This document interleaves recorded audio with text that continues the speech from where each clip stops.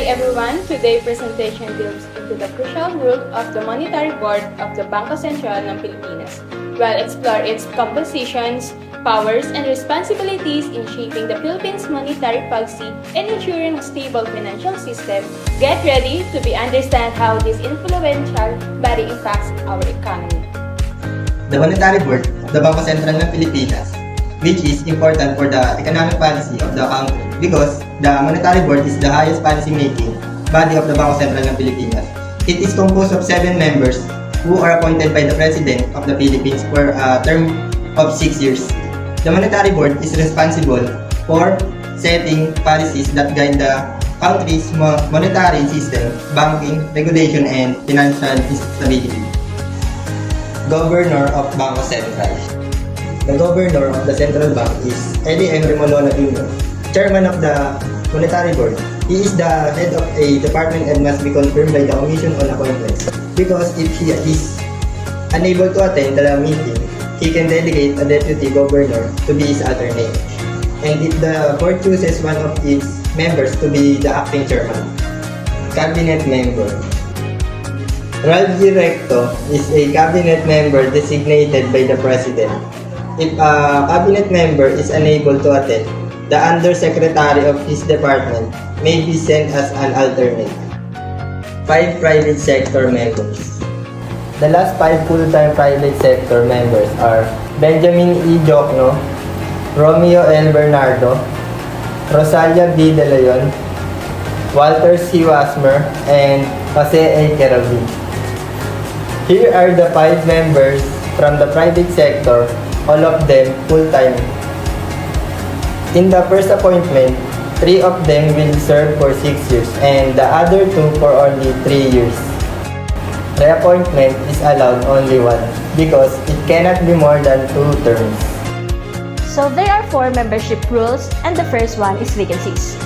In the event that a vacancy occurs on the Monetary Board, whether due to death, resignation, or removal of member, a new appointment must be made. The individual appointed to fill the vacancy will serve only the remaining unexpired portion of the original member's term. This provision ensures the continuity and stability of the board's functions. Next is qualification. Members of the Monetary Board of the Bangko Sentral ng Pilipinas must meet key qualifications to ensure they are fit to guide the country's monetary policy. They must be natural-born Filipino citizens, at least 35 years old, 44 governor, and possess good moral character and unquestionable integrity. They should be known for honesty, fairness, patriotism, and have recognized competence in social and economic disciplines. These standards ensure the board is led by capable and principled individuals who can make sound decisions for the nation's economy. The disqualification outlined in Republic Act No. 6713.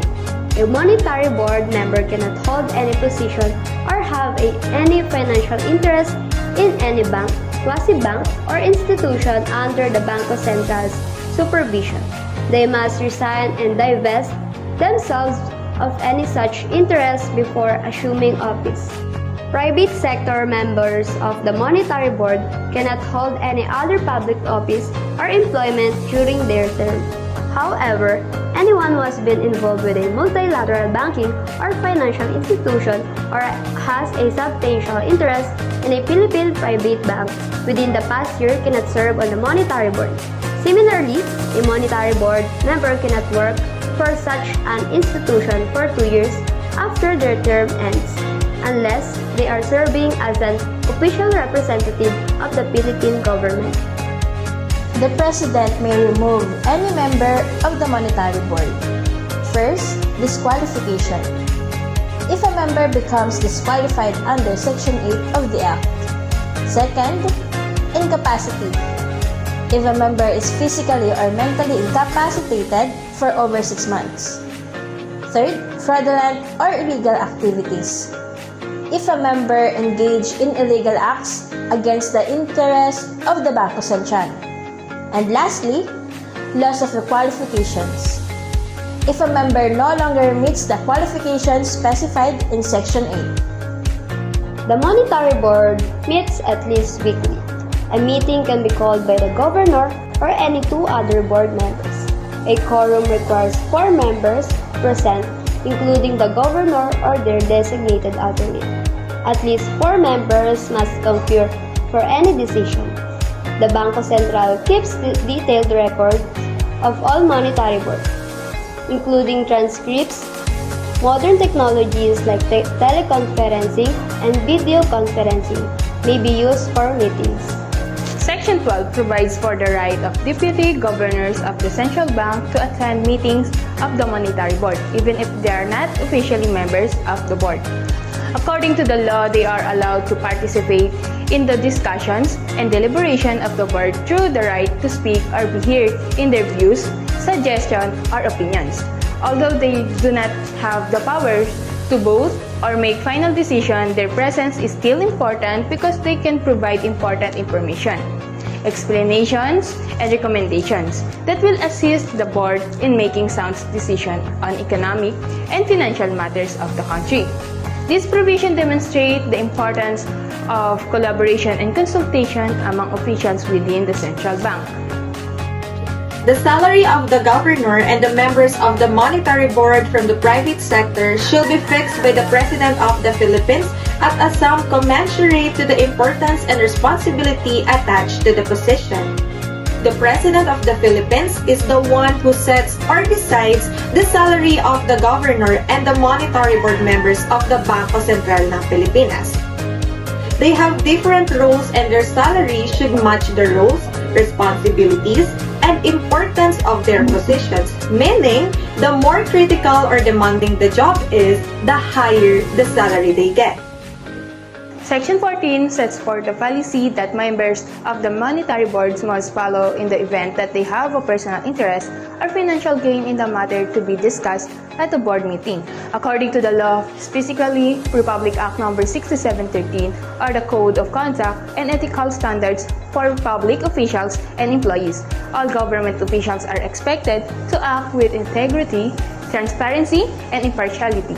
Section 40 sets forth additional policies for members of the Monetary Board that support the principles of the said law. The decision made on such matter must be made public as a part of transparency or openness to the public. The official minutes of the meeting must also clearly record the member's disclosure of interest and his or her withdrawal from the discussion. In this way of public confidence in the monetary board's decision-making process can be maintained and every step taken is in accordance with the law and ethical standards.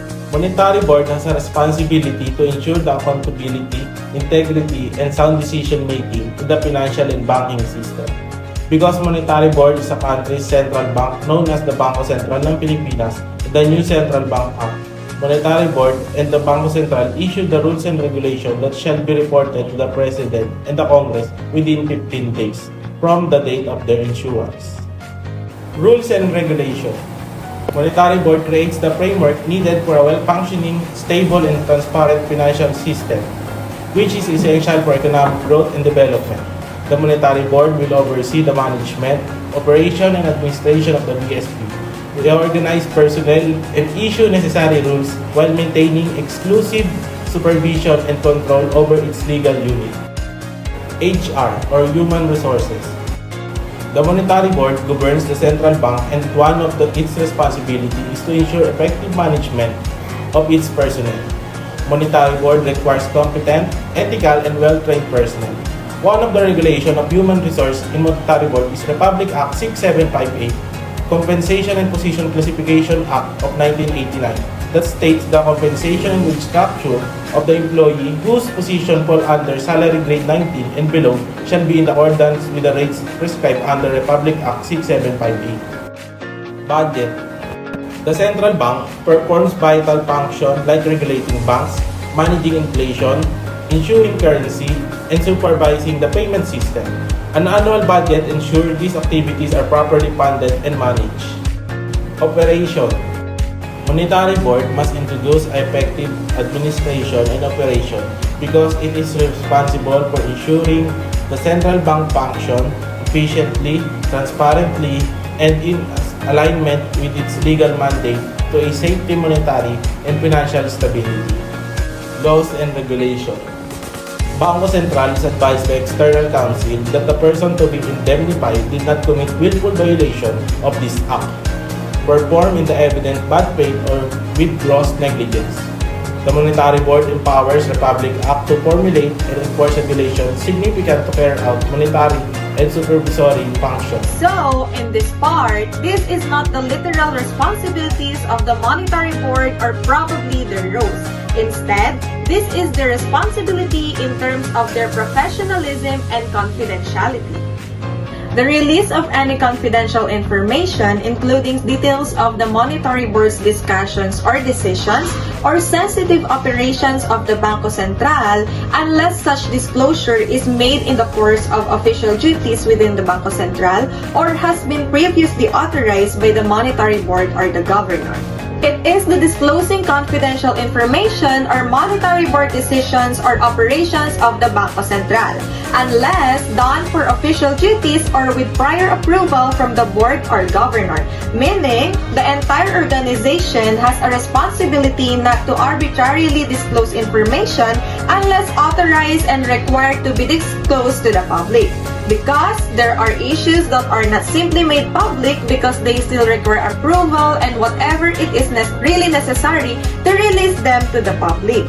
Second, the use of such information for personal gain or to the detriment of the government, the Bangko Sentral or third parties, provided, however, that any data or information required to be submitted to the President and or the Congress, or to be published under the provisions of this act shall not be considered confidential.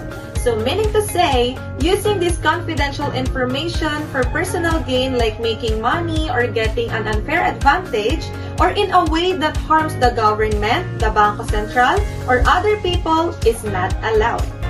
But if certain data or information is required by law to be shared with the President, Congress, or the public, then that information is not considered confidential and can be disclosed.